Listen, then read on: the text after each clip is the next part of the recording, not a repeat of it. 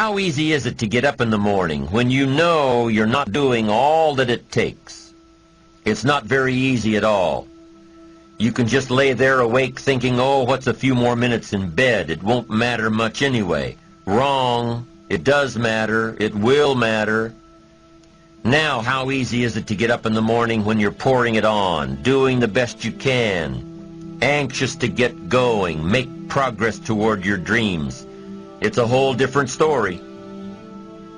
When you're resting to renew your reserves, it's much different than resting to avoid your day.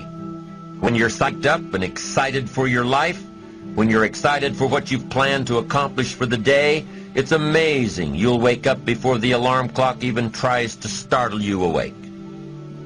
Your successes fuel your ambition. Your successes give you extra energy. Your successes pave the way for more successes. It's the snowball effect. With one success, you're excited to meet another, and another, and another. And pretty soon, the disciplines that were so difficult in the beginning, the disciplines that got you going, are now part of your philosophy. How do you know when you're successful? Do you have to be a millionaire? No.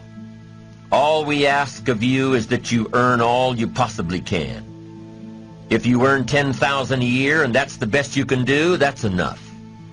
God and everything else will see to it that you're okay. The key is to just do the best you can. If it's $10,000 a year, wonderful.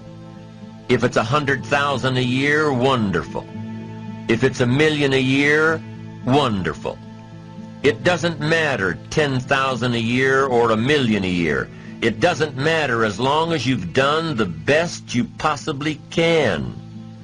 Earn the most you possibly can. Be the most you possibly can. And here's why. The essence of life is growth. The essence of life is growth, to do the best you can. And here's what's interesting. Humans are the only life form that will do less than they possibly can. Humans are the only life form that will settle for less. Every other life form except human beings strive to its maximum capacity. How tall will a tree grow? Approximately. As tall as it possibly can. You never heard of a tree growing half as high as it could. No, trees don't grow half. Trees send their roots down as deep as possible, stretch their limbs up as high as possible, produce every leaf possible and every fruit possible. As a matter of fact, you never heard of a human physically growing half. We keep growing until we're done. Now that's a part of life we can't control.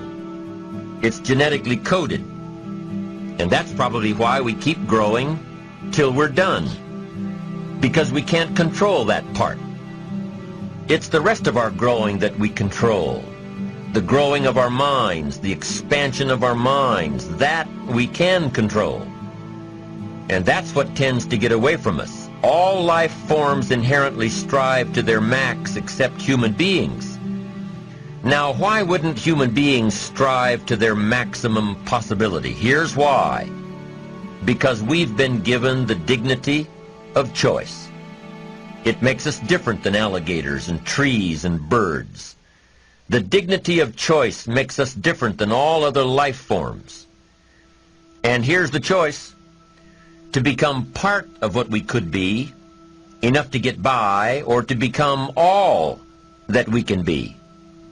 My best advice for you is to choose the all. Earn all you can, make all the friends you can, read as many books as you can, develop as many skills as you can, see as much as possible, do as much as possible, make as much fortune as possible, give as much of it away as possible. The max. There's no life like it. I'm telling you, once I got on track, I've never looked back. Pick up the challenge. Go for it. Take the best of the two easies. Take the route of it's easy to get ahead. It's easy to do all you can. It's easy to succeed. It's easy to have financial freedom. The more you do, the more you get. So the two primary benefits of positive reinforcement are, number one, to build good habits, and number two, to create more energy to fuel your ambitions, your desires, your achievements. How can you isolate what's working for you and what isn't? How can you make sure that you are reinforcing your positive disciplines? Well, if it isn't apparent, easy to see right away, if what you're doing is happening in such small increments that you're not sure if you're on track, then you need to be writing it down. You need to keep a journal anyway. But if you really aren't sure that what you're doing is making measurable progress, you need to keep a written record. You need to write down everything that may be relevant in your day. What you did, who you saw, what you felt, how it may or may not affect you now and in the future. The best way to track your activities of the day is to write them down. The best way to track your activities of the week is to write them down. The best way to analyze your progress through the year is to have written it down. Why? So you can look back on it.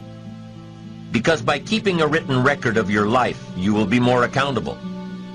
By putting into writing the action steps that you have planned, you will easily see what works and what doesn't.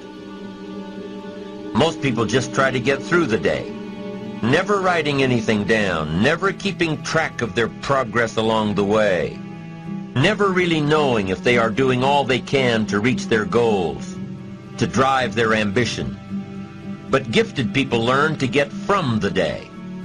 They don't let a day end without picking up some valuable experience, some emotional content, some idea that may positively affect their future. To get the most from a day, to learn the most from a day, you need to be able to reflect on the day. And how can you reflect on a day unless you record it in history?